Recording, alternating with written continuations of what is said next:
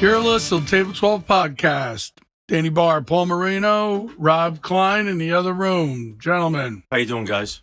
How are you? Hello. So a lot of sports happened since last week. A lot of things happening. We're starting to get into the nitty-gritty of basketball, gearing up for the playoffs. The Knicks have been playing pretty well. Hockey, same thing. Trade deadline passed. They're doing the same thing. They're gearing up for the playoffs. The Rangers don't have a chance to make the playoffs.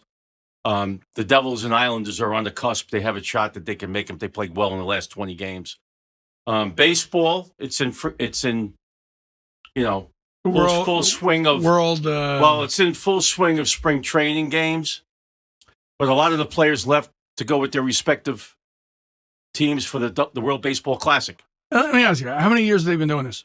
Oh, they do it every 4. Oh, it's in every 4 year? Yeah, they do it every 4, and I got to say, they've at least had 5 or 6 of them. I won't even say maybe more. Oh, really? Yeah. Otani's having a here's what the way I good classic. They've had some games. Which I'm shocked. No, he's phenomenal. They have some good teams. The best teams are, as expected, the United States, Japan, the Dominican Republic is loaded. Yeah, they have a lot of great players. Puerto Rico has a good team.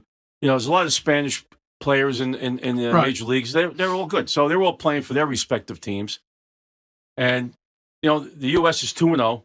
I really want to talk up the Japanese team.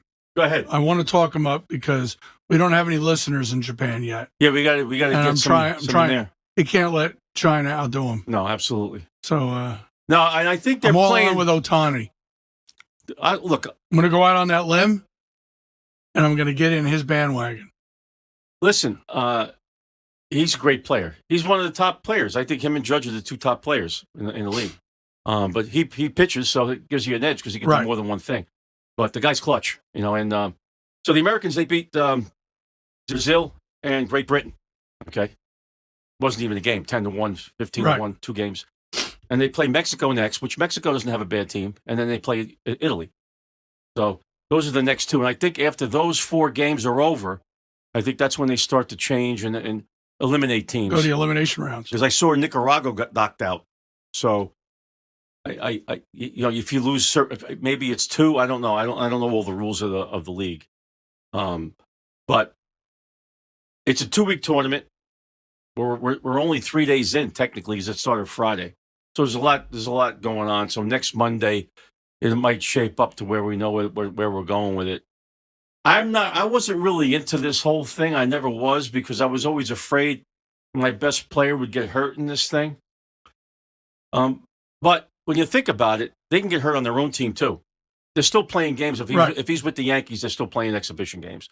The only difference is Judge isn't playing a 9-inning game when he's in the Grapefruit League. He might play 2-3 innings, get his work in. And this, even from a pitching standpoint, is even more intriguing because the pitchers aren't really ready yet. Okay? Their arms aren't stretched out.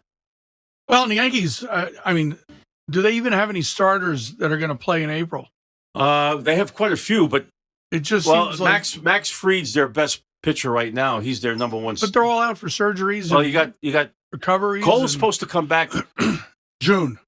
But now they're saying that he's way ahead of schedule. Right, but he's not saying that. No. He's saying he's sticking to the timeline.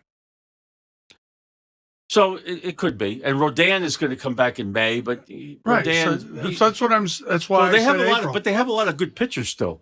Cam Schlittler. I don't think you have to. I don't have to work blue, Paul. Schlittler, his name is. And they have a couple of good pitchers still that they could put in there. But today started free agency in NFL. It's called the tampering period. Let me explain what that is to you, Dan. Do you need to? Okay, so Wednesday starts the 11th, starts the opening day. You could sign contracts. You can't sign anything. That's the official day of the NFL opening for business. But they have this thing they call tampering. So you're allowed to make deals and make the phone calls So Wednesday, you can sign contracts. You can sign it, but you can commit to the player. The player's allowed to commit to you now. So now, the next 2 days are going to be frantic. But they're not held legally to it. No, they can't sign any deal till 4 o'clock on Wednesday the 11th. Okay. but there's still a lot of action. I got to put Quite it a in bit of my action. phone. I'll put it on my calendar. But there's been a lot of action so far, though. If you want me to give you a little heads up on what's been going on. Sure. Well, let's The stay mic local. is yours. Let's stay local first. Hamburg? No, Hamburg don't have an NFL team. The last I looked. That's why you surprised me when you said, let's stay local. Well, it's local, me in New York. So the Giants and the New Jets. York only has Buffalo. No, It's the only team let's in New not York is start. Buffalo. Let's. You want to start the Abbott Costello? Well, it was the anniversary of Lou's death last week. So. All right. So if you go to a game, okay, you're in the stadium. Who's playing? I don't know. Well, then what are you doing in the game for? There I go, back on third again. And I can promise you, there's no mustard on my hot dog. So what are you supposed to do? They're supposed to close the factory? I Kids can't 14, 15 years old. I can't work be responsible. all day. And you don't want to have mustard. I don't care. Just close all the factories. I don't care Just how many close them up. people lose their jobs. I'm not eating mustard. So anyway, so the Giants lost 2 players already, which only one of them really was significant. Wendell Robinson, who was their best statistically wide receiver last year, Wendell Robinson. Brian Dable went to the Tennessee Titans along with your ex-coach, Robert Saleh. They took him, and they took Giants tight end Daniel Bellinger with him. Okay, Wendell Robinson got $78 million for 4 years. Okay? Free agency, which is not bad. Bellinger got signed by the Titans. Okay? The Giants got the Ravens tight end. And the Titans have number 1 draft pick, right? Don't the No. Titans? No. The number 1 draft pick is the Raiders. Raiders, Yeah. right. Yep. So the Giants signed tight end Isaiah Likely,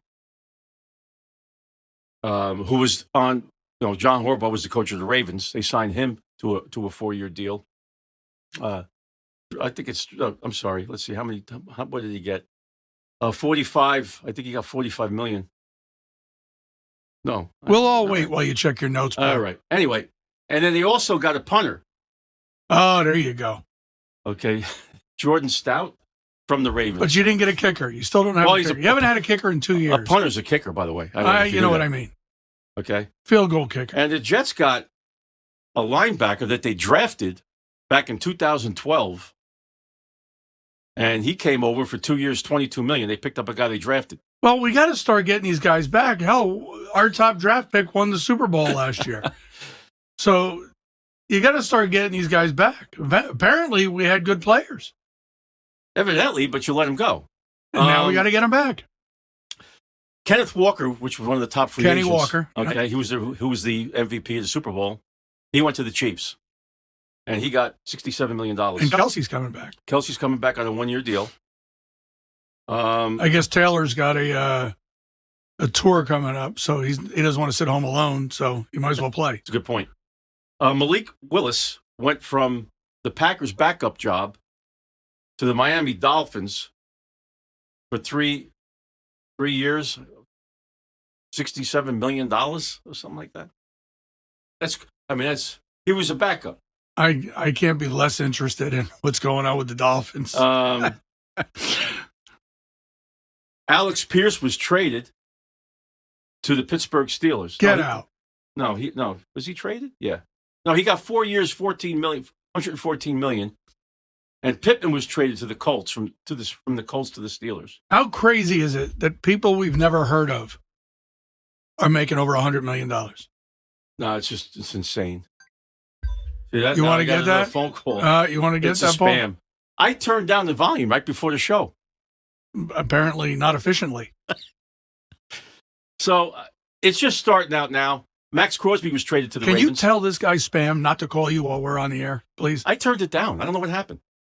These phones, they don't work right. You know what? Tomorrow, when the Geek Squad is at your house, ask them if they can show you how to work the volume on your phone. They might charge you extra for that. I would have left it in my truck, but my wife was driving somewhere, so I didn't want to make sure in case she needed an emergency, In case she needed an emergency? Emergency help. Oh. Are you going to heckle everything I say? Because I got nothing to add to what you're talking about. So you're not really hopped up on the free agency too much. I could care less. So is it worth reporting or? Sure. It makes you happy. I don't know if anybody in China is going to be worried about it either, but I'm just trying to. World Cup coming up. By the way, the World Cup is coming up. That's what I just said. And the Giants are going to be training in West Virginia because the World Cup is in the Meadowlands area. So we got the Summer Olympics, the World Cup, Not this year. all coming to California. Yeah, but I think there's the regional is going to be in this area too. But Californians should be really happy about that because they'll clean up the streets They're actually going to put fire hydrants in. because they're having company. But they might have. I think they got the water situation straightened out. Trump straightened that out for them. But Well, maybe they can finally rebuild a house. yeah, permits are tough to come by, and the governor's not even in town. He's overseas. He's doing a book tour. So how did the golfing work out for you, Dan? So I personally didn't play, but the Arnold Palmer Classic in Orlando. Rory withdrew Saturday morning due to a back injury. Shane Lowry, who last week should have won the tournament and slipped up in the last 3 holes, didn't make the cut. But it ended up being a very exciting tournament. And Batia, who there's some new young guns coming up, Oberg and Batia, I just mentioned. There's some good players. And Batia made the turn in the final round, 5 strokes back, and caught up. And he tied up. There was a playoff. Tied it up, and then he won it in the first playoff hole. And if I was watching, I'd have been on the edge of my seat, but I wasn't watching. Daniel Berg was leading wire to wire on that tournament, and then Batia just turned it on. It was. I never even heard him before that today. Batia? Yeah. He started making a name for himself last season, but he's a good, solid player. I was bouncing between that and the Big Ten finals. Wrestling. I'm telling you, Penn State sent 8 guys into the finals, 7 of them winning. Wow. 7 champs. That's amazing. All 10 wrestlers in their starting lineup made it to the Nationals. Wow. Which is in 2 weeks. But one of the kids that won the championship, PJ Duke, is from Slate Hill, just north of Wantage. 4 times the New York State champion. He's in the argument as the best high school wrestler ever. And he beat, in order to win yesterday, he had to beat a returning national champion. No kidding. And he did. He's a freshman. He's a true Now freshman. he's from up here. From Slate Hill, just by Unionville. Westtown. Yeah, Unionville, Westtown, Slate Hill. I remember following some of the high school up here. They turn out pretty good wrestlers up here too. Sussex County's always been a powerhouse in wrestling. They're on a dip right now, but they'll come back. It's Sussex County. I mean, going back 60 years, or going back even farther. Going back, Newton was the team, the elitist team in the state. Henry Borsch, their coach, is considered the father of New Jersey wrestling. So Newton's had more state champions than any school in the state. But yeah, Sussex County's always been tough. High Point's always been tough. When High Point opened in like 67, 68, Jeff Hull was the coach and he started the program, and they've been tough ever since. But back to Penn State, just wanted to say, so that's the Big Ten. Big Ten is the best, strongest conference in college wrestling. But the Big 12, because of how good Penn State is, other conferences are growing from it. Because wrestlers, great wrestlers, 3-4-time state champion wrestlers, know that if they go to Penn State, they might not start. So they're going to other schools. And now they're building programs off of them. All because of Penn State. Right. And Oklahoma State is one of those schools. And the head coach of Oklahoma State, is David Taylor, who wrestled for Penn State. And up until now was probably considered the best wrestler ever at Penn State.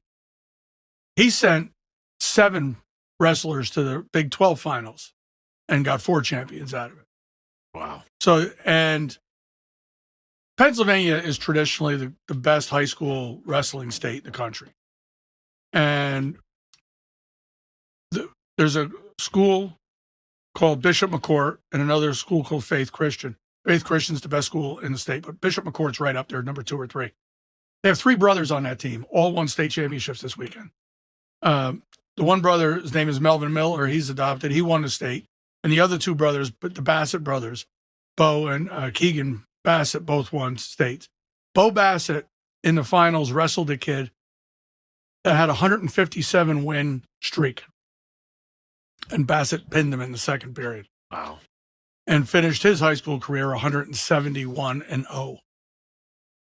And they're all going to Virginia Tech. And Virginia Tech won their conference this weekend. So, but Bassett's are going to go there because that's a school looking to compete with Penn State. Now, colleges have the transfer portals now. So some of these guys will go to one school and then 2 years transfer to another school. Rutgers had a kid who won a national championship and then the next year transferred to Michigan. So it kind of sucks for these schools. So do you think Penn State will lose anybody in the portal? No, people transfer to Penn State. Nobody transfers out. So they're not going to. Somebody's not going to outbid Penn State for the wrestler. No, only if the wrestler doesn't think they'll make the starting lineup because Penn State's so tough. And to give you an idea how tough they are, only Levi Haynes, one wrestler, is graduating. The whole 9 out of the 10 are coming back. So that's why other wrestlers like the Bassett brothers, they can't go there. they're not getting in. They're not going to break that lineup. No matter how good they are, they're not breaking in that lineup. So they're going to go to another school. And then they wind up wrestling them at some point. Usually in the nationals, they're not going to go within the conference. But they do. It happens. So now you're saying that there's one more tournament? The nationals. Yeah. Yeah. The whole country. The whole country. So it doesn't matter you're grouping like. No, the conferences are over now. Now it's a completely individual. But they're sending how many people to the nationals? Penn State's sending 10, all 10 from their lineup. It's only 10 weight classes. Is any team even close to sending that many people? I haven't looked at the other conferences. Oklahoma State's going to send a bunch. Virginia Tech's going to be sending a bunch. Ohio State is a wrecking ball too of a wrestling program. Michigan has a couple. Purdue is building. Nebraska is a great program, and they're all Big Ten. So Ohio State, Michigan, Penn State, Purdue, Nebraska are all Big Ten, and they're the best wrestlers in the country. So it's exciting. I know it's not football or baseball, but I understand. It's pretty damn exciting. The only problem with wrestling is there's no way to monetize it. They move on to the Olympics, but there's no way. Now that you have American Freestyle with the RAF, which is becoming a big thing. They're trying to compete with the UFC, and they're being paid. Those wrestlers are being paid to compete.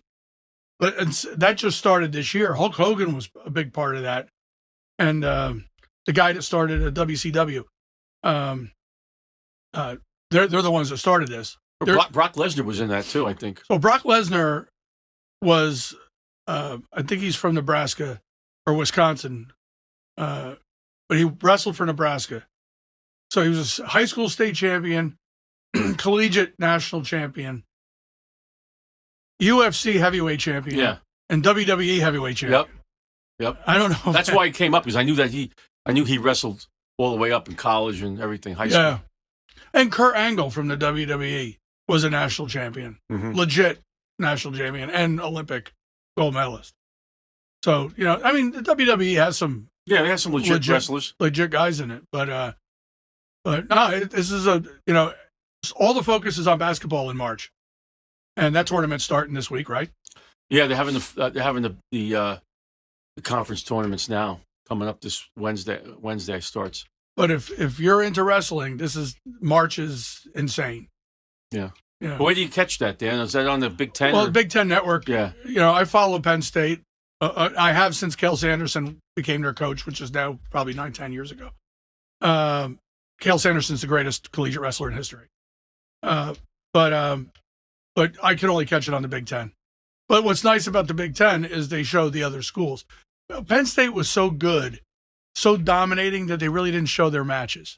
Mm-hmm. So I did get to see Ohio State and Wisconsin and Nebraska wrestle, and Illinois, Indiana, all part of the Big Ten. Big Ten is, it's not 10 schools anymore. So Yeah. Rutgers is a very good program. They're sending 4 or 5 guys to the Nationals. So, yeah, it's exciting stuff. I enjoy it. I just want to shift gears for a few minutes because we've been covering a lot of stuff today, but I've been watching the TCM 31 Days Oscar, and I've been watching that quite a bit. It's been great. I love it. Last week we didn't have time, but you and I both watched 12 Angry Men. Not together. No, separately. Separately. But we both caught it. I just don't want rumors to start. Yeah, no. I watched it with my wife, and you probably watched it. I watched it with mine. Okay, so, but I've been watching I don't think our wives had much of a choice. The last 2, well, she likes movies. She don't like sports or anything. So if we can't come on a movie, I'm downstairs watching what I want to watch. But great movie. Oh, I love it. It's one of the best. It's got a lot of great actors in it. The famous one is Henry Fonda, I guess, but they're all Lee J. Cobb. Lee J. Cobb. And I think, I'm not sure if it was you that told me, or I was watching. How they do the intros on the show, Ben Makowitz or whatever. Makowitz, yeah. Like everybody, it was a low budget financial movie. They didn't have a lot of money for the movie, and everybody made the same amount of money, $900 each for 6 weeks. They shot it in 6 weeks, right? And it was in one room. And you had Oscar winners in there. Oscar winners, and they didn't care about. Henry Fonda didn't say I want double 3 times or whatever. Like he's not everybody just got the same. I think he also did the play. I think he did. And somebody else in that. Ed Begley was in it. Jack Warden. The list of guys that were in that. Wally Cox. Eli Wallach. No, Eli Wallach wasn't in 12 Angry Men. No. Who am I thinking of? Who else? Lee J. Cobb. No, I think Jack Eli Wallach Klugman was in it. No. Jack Klugman was in it. I'm gonna have to. Rob. Yeah. You got the internet handy? I can look it up. What do you want? Go to IMDb and look up the cast of 12 Angry Men. Ed Begley? Ed Begley Sr. Yeah. Wally Cox. Wally Cox was not in it. Yeah, he was. No, he wasn't. I'm sorry. Wally Cox was at Brando's house when they made 12 Angry Men. Wally Cox was Underdog, wasn't he? Yes. He was in that movie. Are you talking about the film as one of the jurors? No. 12 Angry Men. Yeah, 12 Angry Men. I believe it was 1954. 57. 57, okay. All right, Henry Fonda. Yep. Lee Cobb. Yep. Joseph Sweeney. Martin Landau. Balsam. Martin Balsam. Balsam, yep. Ed Buckley. Ed Begley. Begley. Jack Klugman. Yep. John Segovia. Right, okay. Yep. And Jack Warden. Jack Warden, young Jack Warden. Mm-hmm. And you're not, there's someone else who I know you're thinking more. of. There's and I'll know the name. John Fiedler. John Fiedler is who you think was Wally Cox. Is that right? Yes. Edward Bin. John Fiedler was on The Odd Couple with the TV show. Okay. Little bald, nerdy guy. It must be what I'm mixing That's up. who you're thinking of. Who else? Is that it? No, Edward Binns, Robert Weber. Robert Weber. So there's a face a lot of people will recognize but not know his name. He's a tall guy, right? He was the tall, young, good-looking guy. Yeah. But he was in the movie 10 with Dudley Moore.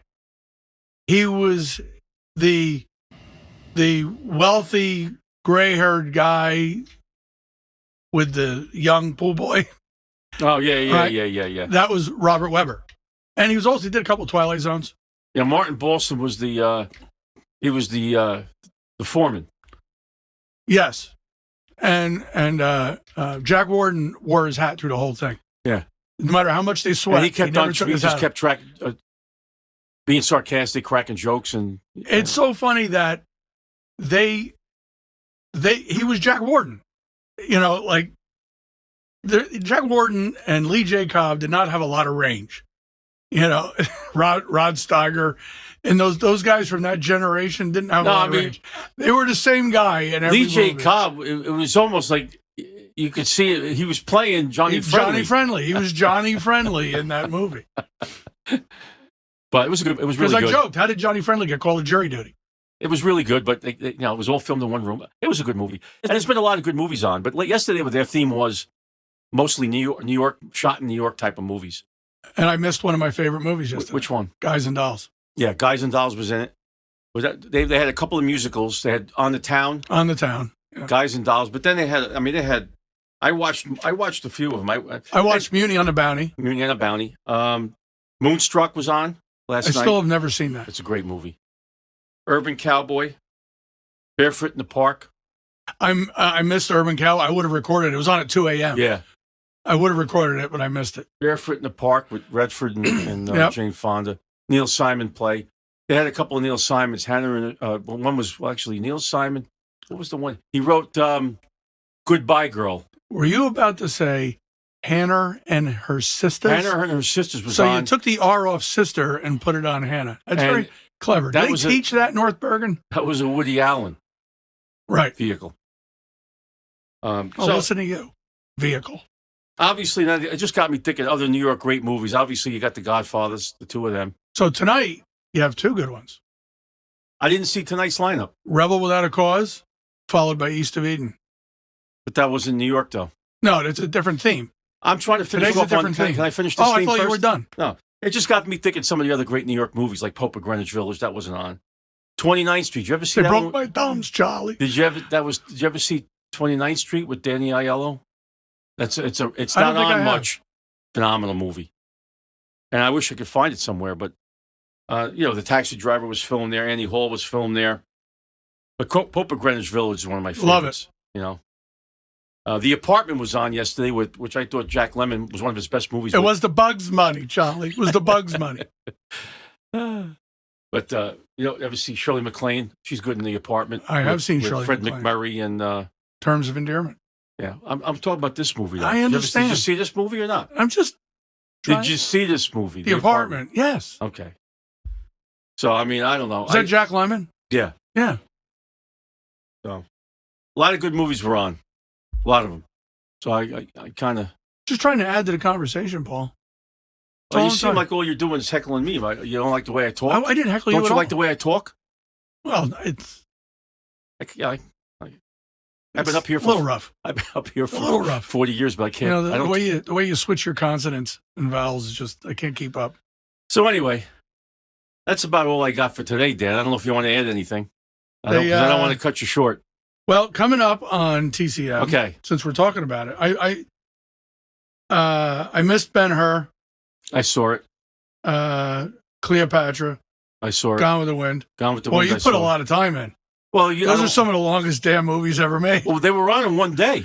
I But go ahead. Gone with the Wind.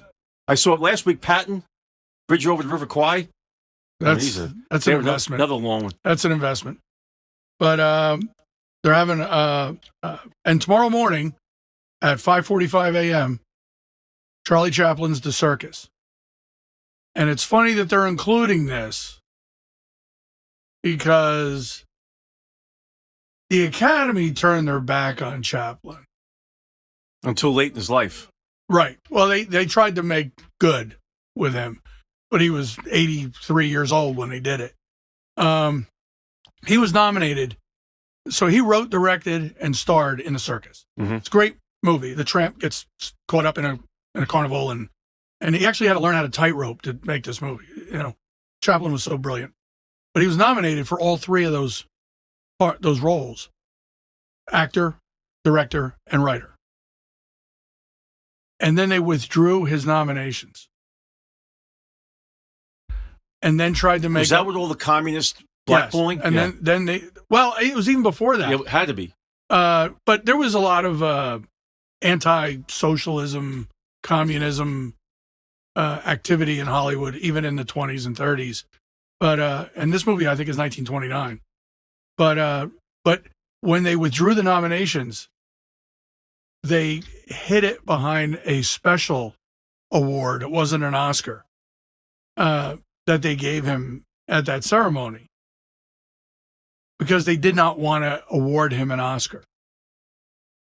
And then 60 years later, they give him a Lifetime Achievement Award. Yeah. Which was a sweet moment. I remember seeing that as a kid, him being wheeled out on stage in the standing ovation. And they also did that with, and you're going to help me on this, the director of On the Waterfront. Eli Kazan. Eli Kazan. They did that to him. And I don't know if you remember, but when they gave him a special award, not everyone stood up. They were giving him an ovation, but some actors who still held a grudge against that stuff didn't stand up. And I just remember the camera panning, of course, to the ones that didn't stand up. But that whole blacklist thing was disgraceful, and they tried to make up for some of it years later. But and then lastly, I'll just say No Quiet Man this week. I went on March 17th and looked at their schedule. I can't believe they're not showing The Quiet Man. They're showing Finian's Rainbow. Yeah, that makes no sense. It's the best Irish movie ever made. They John Wayne was the best Irish actor ever. And they're not even putting The Quiet Man Yells on the sequel. I got your joke. God, that joke. I've been hearing that joke for 20 years. March 10th, Jerry Lewis's 100th birthday. Right. And then, that's the 16th. The 10th, they're doing a Robert Duvall Day. Robert Duvall tribute on AMC. Yeah. No, TCM. Yeah. TCM. Yeah. Well, that's something to look for. I'll watch that. That's why I got the DVD at The Quiet Man. I got a DVD. I'm covered either way. I don't have a DVD player anymore. I have it DVR'd and DVD'd. I don't have a DVR anymore. I'll let you borrow my DVD. I don't need it. It's all on streaming. I just look it up. I still have a VCR combination with the DVD player. Oh yeah, the Go Video. No, I actually have a component. I know. I bought it from Mark Vanderwerf. During those transition years of VHS I've only used to it DVD. once, but in fact, I got too much stuff. I got to start selling some stuff. I got too much stuff, man. I was just telling somebody the other day, I have albums from high school. Yeah, me too. That I've gone on to buy cassettes. Then I went on to buy the CDs. Then I did the Nano, like every format music has ever been released. I have. All right, now these albums. I just mentioned that I have a DVD player. Yes, right? And a VCR, right? I heard you. I have an 8-track player also in my garage. Well, it's maybe time for a dump run. But I actually have the component, the stereo that I had in high school. Right. I didn't throw it out. I don't. Apparently, you don't throw anything out.